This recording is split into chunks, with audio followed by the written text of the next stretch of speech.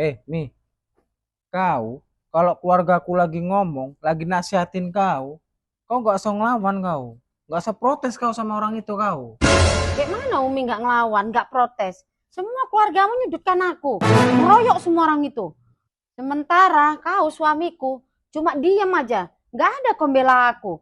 Kayak mananya? Macam nggak ada posisiku di hatimu ya? Udah, kau pokoknya nggak usah ngelawan, nggak usah membantah kalau keluargaku lagi ngomong. Di, aku ini bukan dinasehati sama keluargamu, tapi disudutkan orang itu. Aku pun aneh lah lihat kau.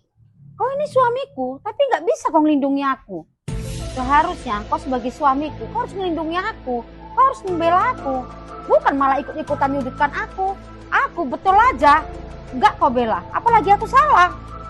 Suami macam apanya kau? Nggak bisa pakai lah kalau suami kayak gitu. Mati.